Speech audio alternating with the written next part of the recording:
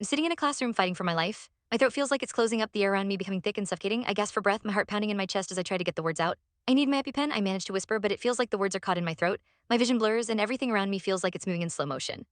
The noise in the classroom is overwhelming, whispers, gasps, and the frantic scrambling of students trying to help. But there's one voice louder than the rest, the substitute teacher. She's standing at the front of the room, still grading papers, completely oblivious to the panic that's surging through my body. "You're fine," she says without looking up. "It's just a little allergic reaction, relax."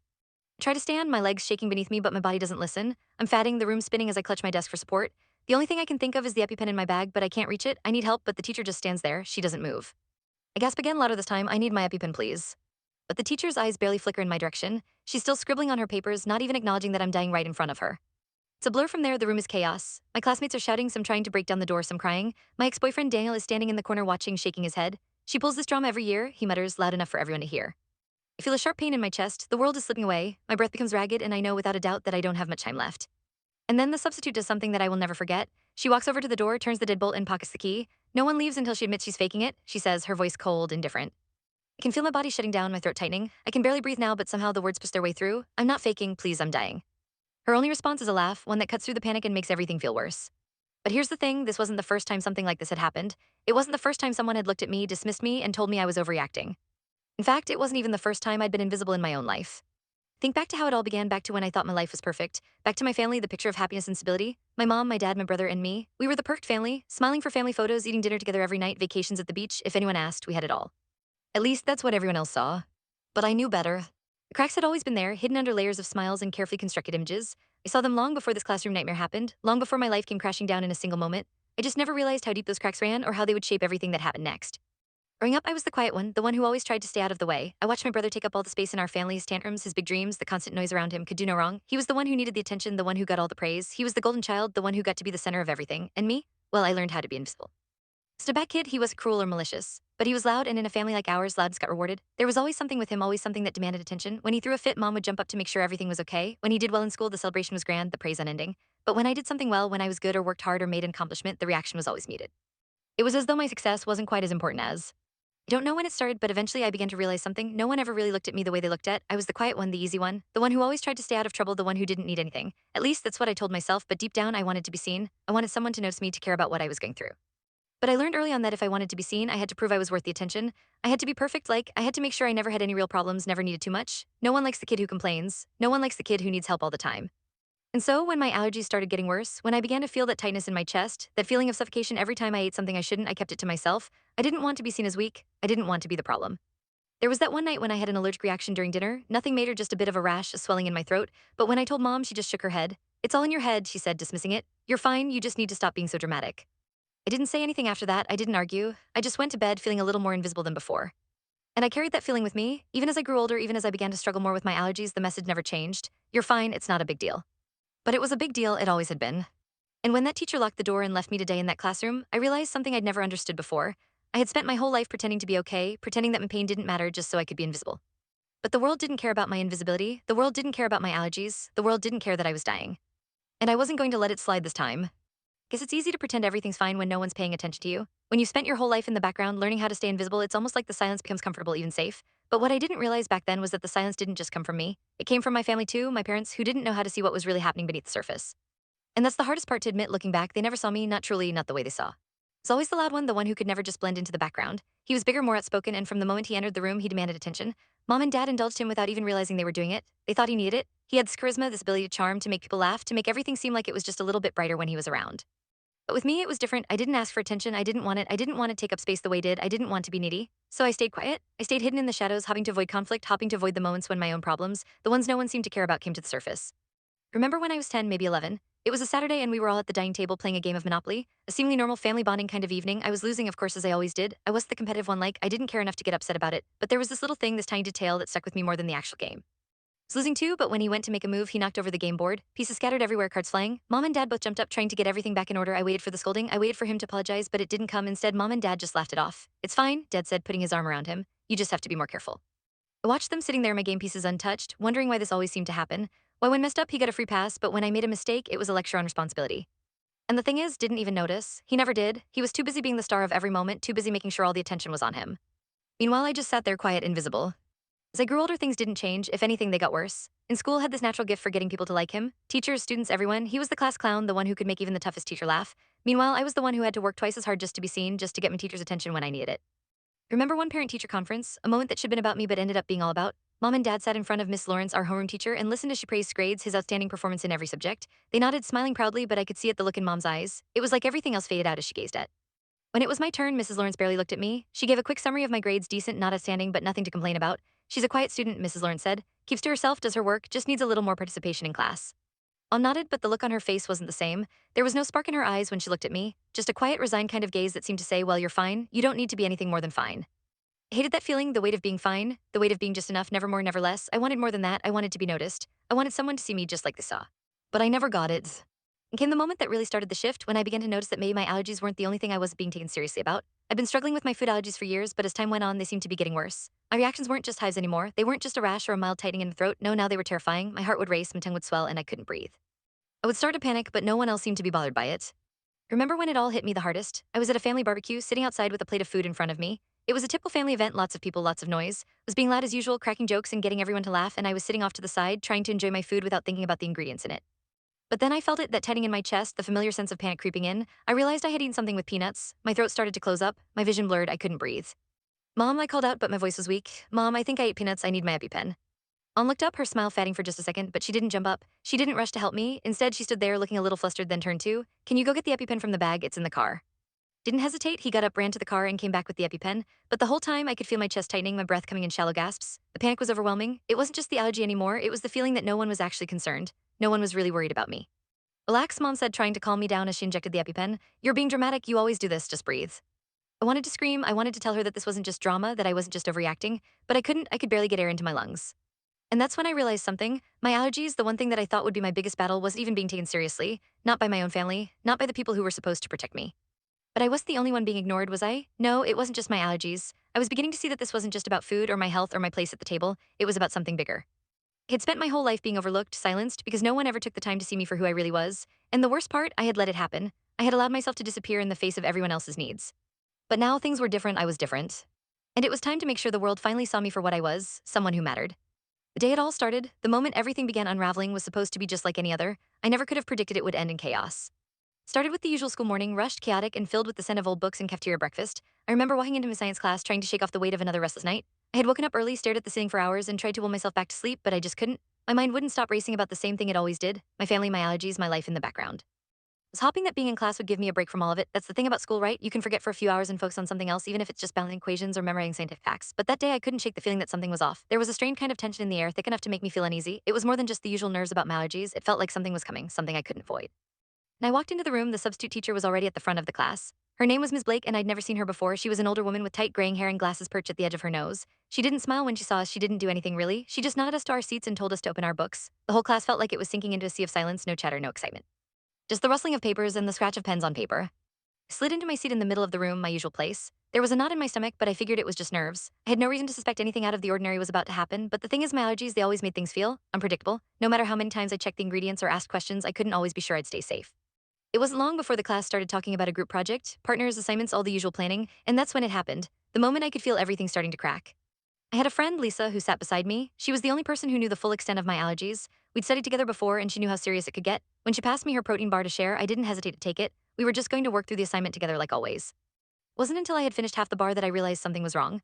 My tongue began to itch, and a strange, sharp taste hit the back of my throat. It was peanut butter. Peanut butter, something I knew I couldn't eat, something that could send me into anaphylactic shock. Panic surged through me like a tidal wave, and suddenly I couldn't breathe. My chest tightened, and it felt like a vice was closing in around my lungs. I looked at Lisa, my heart racing. I think I just ate peanuts, I said, my voice barely a whisper. I need my EpiPen. Lisa's face went pale as she grabbed my arm. You have your EpiPen, right? She asked urgently, her voice trembling. I left it at home, I said, my words coming out in gasps. I could feel my body starting to shut down, and I knew I didn't have much time. The classroom was suddenly a blur. Everything around me started to spin. I tried to stand, but my legs felt like rubber. I grabbed my desk, leaning on it for support. My vision was dimming, and every breath felt like I was fighting against it. My throat was closing with each passing second. Is Blake? I croaked, my voice barely audible. I need my EpiPen, please. I don't remember how long it took her to respond, but when she finally looked up from her desk, she seemed annoyed, not concerned, not worried, just irritated that I was interrupting the class. What's the matter now? She asked, lifting her glasses to peer at me. I'm having an allergic reaction. I need my EpiPen. I ate peanuts. Please help me. She didn't move. She didn't even flinch. She didn't seem to care. You're fine, she said dismissively, waving me off as though this was some minor inconvenience. You're just being dramatic. I blinked at her, my body fighting to stay conscious. The words echoed in my mind, dramatic, dramatic. It was like a slap to the face. I wasn't being dramatic, I was dying. I can't breathe, I whispered, my hands trembling. My throat was tightening rapidly now, and the panic in my chest was unbearable. I couldn't even make my voice loud enough for anyone to hear me. Still, she did nothing, not even a shift in her seat. Is Blake? I said again, this time louder, the desperation in my voice clear. Please, open the medical cabinet, I need help. She finally stood, but not in a rush. She took her time, walking slowly toward the cabinet as if she had all the time in the world. But when she reached it, instead of opening it, she leaned against the door, crossing her arms over her chest. I don't think you're really in danger, she said, her tone cold. I think this is all in your head, you just need to calm down. I was not imagining this, I wasn't being dramatic, my tongue was swelling, my lips were already beginning to puff up, I could barely see straight, and each breath felt like it could be my last. My body was screaming for the EpiPen. That's when the panic really set in. I needed help, I needed it now. I could barely hear anything over the ringing in my ears, but I could see Lisa jumping up from her seat, running toward the cabinet. She's not faking, she needs help, she screamed. The substitute stepped in front of her, blocking her way. Sit down, Lisa, this is not a performance. Cold rush of fear ran through me as I looked around. No one was helping, everyone was just staring. I could see the panic in their eyes, but they didn't know what to do. And then it happened, the worst thing I could imagined. Ms. Blake walked to the door, turned the deadbolt, and locked it. She locked us in. No one leaves until she admits she's faking it, she said, her voice cruel. Couldn't breathe. I could feel the life draining out of me with each passing second, and the weight of everything I'd ever felt, being invisible, being dismissed, being ignored, came crashing down. This wasn't just about my allergy. This wasn't just about me. It was about all the times I'd been silenced, all the moments when I had asked for help and no one listened. But the thing is, I wasn't faking it, and this time I wasn't going to stay quiet. Could feel it, the tightness in my chest wasn't just an allergy attack anymore, it was a message. My body was screaming, desperate for air, and yet all I could hear was the sound of my pulse pounding in my ears, each beat louder than the last. The walls of the classroom felt like they were closing in around me, suffocating me in a way I had never experienced before. I couldn't breathe. It was like every breath was being stolen from me, every gasp filling me with more panic, more terror. I knew what was happening, I knew that every second counted, but all I could do was struggle to stay conscious. As Blake was still standing there, arms crossed, watching the whole scene unfold with cold indifference, it was as if she couldn't comprehend the urgency of the situation, couldn't see that my life was slipping away. You're fine, stop making a scene, she said, her voice harsh, like I was the one causing the disruption. It felt like a slap to the face. The words hit me harder than any allergy attack ever had. I needed the EpiPen. It was all I could think about, the one thing that could save me. But the cabinet was locked, and Ms. Blake had the key, and she wouldn't let anyone near it. Panic in the room was escalating. My classmates were shouting now, their voices frantic, but their words felt like they were coming from a different world, muffled and distant, as if I was fading in and out of reality. Who sat next to me in science had her hands pressed against the window, trying to break it, her eyes wide with fear. Someone please, she screamed. She's going to die, help her. But Ms. Blake just stood there, blocking the door, watching it all unfold like it was some kind of show. No one's leaving until she admits she's faking it, she said again, as if it were the most rational thing in the world. My throat was swollen now, and I couldn't even form words. My mouth was tingling, and I could feel my face starting to change. My lips were puffing up, my tongue thickening. The signs were all there, I was dying. Worst part, I could feel the weight of all the things that had built up inside me over the years, the invisible scars of being overlooked, ignored, never taken seriously. But this was different. This wasn't just about my allergies anymore. It was about every moment I had ever been dismissed, every time I had asked for help and been told I was overreacting. It was all coming to a head, and the one person who could save me was the one person who refused to believe I need saving. My vision was blurring, the edges of the room fading into darkness. I could hear people shouting now, but it felt like their voices were underwater. She's not faking it, Lisa screamed again, her voice cracking with desperation. She needs the EpiPen now, she's going to die. But Ms. Blake wasn't moving. She was standing there smug, her eyes cold and distant. She didn't care, she didn't believe me. Tried to push myself up to stand, but my legs gave out beneath me. My body was betraying me, and I knew I couldn't last much longer. My lungs were on fire, my chest tight, and the world around me was fading into darkness. Help, I tried to scream, but it came out as a strangled whisper. No one could hear me, no one was listening. My mind was spinning, my body aching, and all I could think about was that damn EpiPen. My EpiPen was in my bag just a few feet away, but I couldn't reach it, I couldn't get to it. And then, as if on cue, someone else finally broke through. I don't know who it was, but I could hear a loud crash as someone threw a chair at the medical cabinet, shattering the glass. The sound of breaking glass was like a gunshot cutting through the silence, and for a brief moment, everything stopped. Was there, her hands bleeding from the shards of glass, but she didn't stop. She kept going, pulling open the cabinet and grabbing the first EpiPen she could find. Here, she screamed, shoving it into my hand. I didn't even have the strength to inject myself. My hand was shaking so badly I almost dropped it, but somehow I got the needle in. The relief came slowly, too slowly. The medicine worked, but my breathing didn't immediately return to normal. The swelling in my throat didn't immediately go down. I could still feel the pressure, but at least now I had a fighting chance. Was kneeling beside me, her hands gripping my shoulders, her face pale with fear. Please don't die, she whispered, her voice trembling. Please just breathe, please. But I couldn't answer, I couldn't say anything. My throat was still closing and my body was still reeling. I was choking on my own air. The door slammed open then, and I could hear voices, other teachers, probably, rushing into the room. Ms. Blake was still standing there, her face expressionless. It was like she had just witnessed a minor inconvenience, not a life or death situation. Is she faking it? One of the teachers asked, his voice incredulous, like he couldn't believe what he was seeing. She needs medical attention, snapped, her voice sharp and full of anger. Not a lecture, she could have died. And then something strange happened. Ms. Blake didn't say anything. She just stood there, eyes locked on the floor. She didn't even look at me, didn't offer an apology. She didn't offer anything. I was still struggling to breathe, but the EpiPen was working, and slowly, very slowly, I started to regain control of my body. The swelling in my throat was going down, and the tightness in my chest began to loosen. I could hear the other teachers speaking in hurried whispers, but all I could focus on was the fact that I was still alive.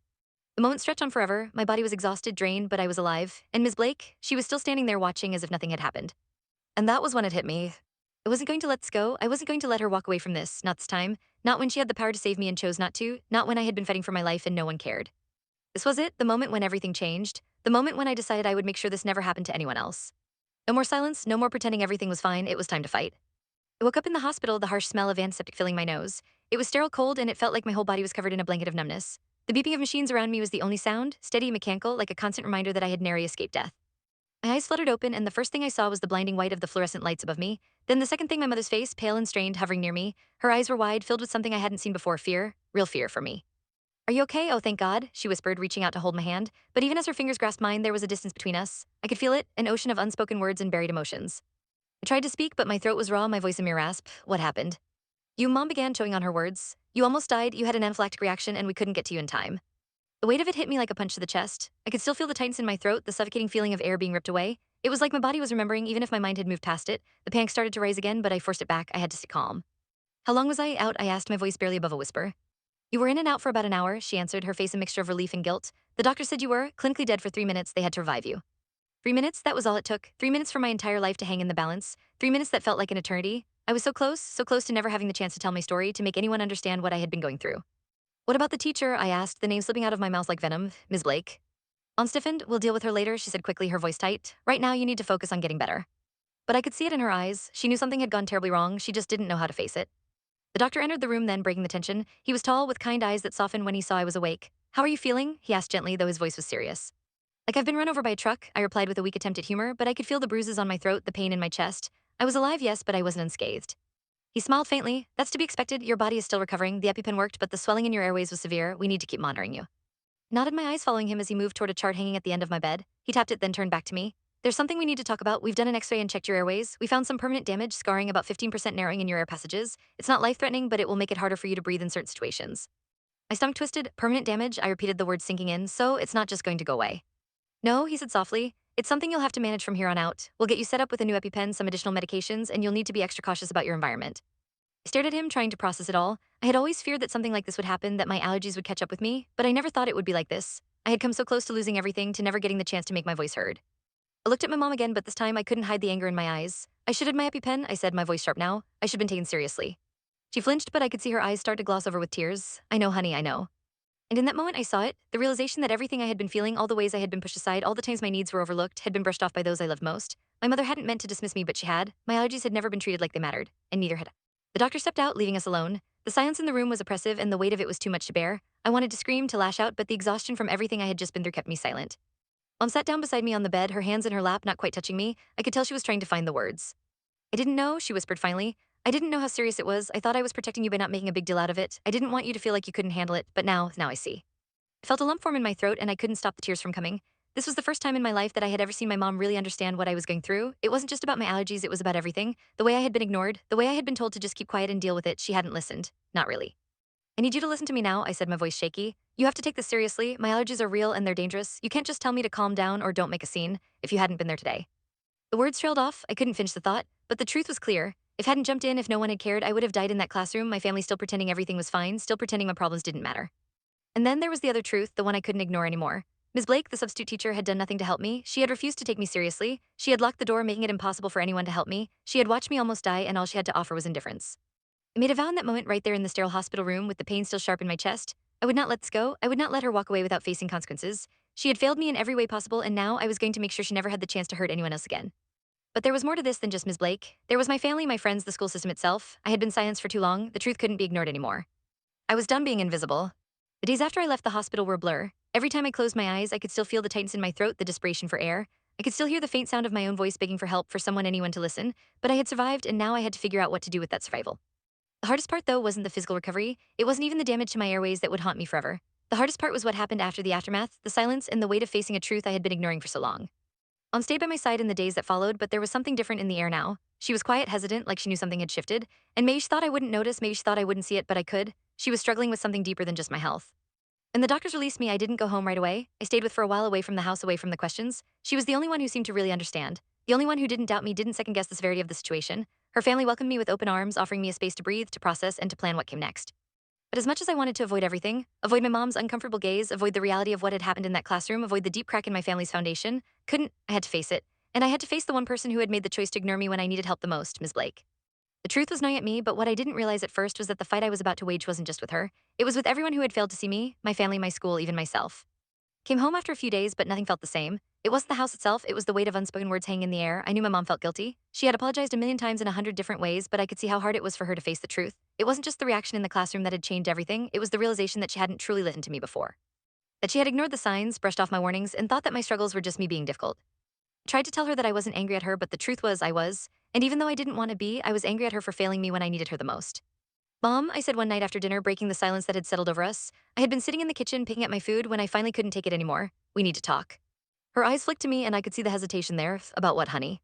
I took a deep breath, steadying myself. This wasn't going to be easy, but I couldn't hold it in anymore. About everything, about me, about my allergies, about how you never really took them seriously, about how it felt to be ignored by you and Dad and everyone else for so long. The words hit the air like a thunderclap. Mom's face crumbled, and I could see the guilt rushing to the surface. She opened her mouth to speak, but the words caught in her throat. I didn't know, she finally whispered. I didn't know how serious it was. I didn't know what you were going through until now. Her voice broke, and I felt the anger start to melt away, replaced by something softer, something I wasn't expecting. Compassion, regret. It wasn't the apology I had wanted, but it was something more honest. She was acknowledging the truth. I should have been listening, she said, her voice thick with emotion. I should known you needed more than I gave you. I thought I was protecting you, that I was doing the right thing by not making a big deal out of it. But I was wrong, I'm sorry. And in that moment, I realized something. I had spent so much of my life waiting for an apology, waiting for my mom to realize how much she had hurt me, but that wasn't the point anymore. What mattered was that I was ready to speak up for myself, to stop letting everyone else tell me what was okay and what wasn't. I had been quiet for too long, trying to make myself small and unnoticed, trying to avoid conflict. But I wasn't doing that anymore, not with her, not with anyone. I need you to do something for me, Mom, I said, my voice steady. I need you to support me in this. I'm going after Ms. Blake. She needs to be held accountable, and I need you to be there with me when I do it. The room fell silent. Mom's eyes widened in shock. What do you mean? She asked, her voice trembling. I mean, I'm not letting her get away with what happened. She didn't help me. She locked the door. She let me die on that floor, I said, each word punctuated with the weight of the truth. I'm going to make sure this doesn't happen to anyone else. Mom sat back in her chair, her expression unreadable. I could see the conflict in her eyes, though, the hesitation, the fear of what it would mean to take the step to expose our family, to expose the truth. She didn't want to confront the reality that had unfolded, and she certainly didn't want to risk the fallout that might come from taking on the school system. But there was something else in her eyes, too, something like understanding. Finally, after all these years, she was beginning to see me not just as her daughter who was fine, but as someone who had been carrying an immense weight, someone who had been overlooked, ignored, and dismissed. Okay, she whispered, okay, I'll support you. And just like that, everything shifted. That night I called, she had been my ally from the moment I collapsed in that classroom. She had fought for me when I couldn't, and now it was time for us to fight together. She was on board right away, helping me organize everything, making sure we had the evidence, the witnesses, and the support we needed to take action. And there was one more thing I needed to do. I had to confront my own past. The way I had allowed myself to be invisible, the way I had let my family and everyone around me define who I was, but I wasn't that person anymore. I'm going to take her down, I told her on the phone, my voice filled with a new kind of determination, and I'm going to make sure this never happens to anyone again. The weeks that followed felt like a whirlwind. As soon as we decided to take action, everything moved at lightning speed, and I, along with our families, started gathering evidence, witness statements, emails, everything we could find to prove that Ms. Blake had been negligent, even malicious. The school had tried to sweep the whole incident under the rug, but we weren't going to let that happen, not this time. I remember the first meeting with our lawyer, a seasoned attorney named Ray who specialized in cases like ours. He was confident, experienced, and most importantly, he believed in us. I could see that belief in his eyes when he looked at me. For the first time in my life, I felt like someone was truly listening. It's a strong case, he said as he glanced over the documents we'd gathered. The evidence is clear. The school ignored its own protocols, and Ms. Blake's behavior was egregious. She locked the door, refused to get help, and essentially allowed you to suffer. I had to swallow hard at the reminder of those moments, of how close I came to losing everything, of how no one had taken my life seriously until I was lying in a hospital bed, clinging to life. But we were going to make them listen now. Kept thinking about Tommy, the classmate who had been permanently blinded by Ms. Blake's refusal to treat his reaction seriously. His parents had joined our lawsuit, and I could see how much it meant to them to get justice for their son. It wasn't just about me anymore. It was about stopping this from happening to anyone else, stopping Ms. Blake from ever being in a position of power over children again. School's initial response was exactly what I expected, denial. The principal, Mr. tried to distance himself from the whole incident, claiming he didn't know the extent of Ms. Blake's behavior, but I knew better. The cracks in his story started to show when we demanded to see security footage. It turned out there was footage from outside the classroom, and we made sure it was preserved. When it was released, it showed the teacher locking the door while my classmates banged on it, desperate to get out and help me. Every piece of evidence we collected, every statement from the students in the room that day painted a picture of gross negligence, of someone who had the power to save a life and chose not to. And as the days passed, the media picked up on the story, spreading it far beyond our small town. People were outraged. Teachers, parents, students, all of them angry that a substitute teacher had treated my life like it didn't matter. And the more people spoke out, the harder it became for the school to keep pretending that nothing had happened. Through it all, my body was still recovering. I was getting used to the idea of living with permanent damage to my airways, but that didn't make it any easier. Every time I felt short of breath, every time I looked at the scar on my throat from the tube they had to insert during the emergency treatment, I was reminded of how close I had come to losing everything. I started seeing a therapist, someone named Dr. Bloom, who specialized in trauma and anxiety. At first, I didn't think I needed it. I had always been someone who toughed it out, someone who didn't need help. But the panic attacks, the nightmares, the tightness in my chest whenever I smelled peanuts or heard someone lock a door, they told a different story. Dr. Bloom helped me process everything. He taught me how to breathe through the panic, how to ground myself when the memories became too overwhelming. But more than anything, he helped me understand that what happened to me wasn't just about an allergy, it was about a failure of trust. It was about being let down by the people who were supposed to protect me. He made me realize that my anger wasn't just justified, it was necessary. I'm angry, I said to him one day, my hands clenched into fists. I'm angry that no one listened. I'm angry that I was made to feel like I was exaggerating. I'm angry that I almost died and no one cared. And he looked at me, his expression calm but knowing. Anger is a natural response to injustice, he said. What matters is what you do with that anger. It can either destroy you or it can fuel your fight for what's right. I held on to those words. The anger wasn't going to destroy me, it was going to fuel my fight.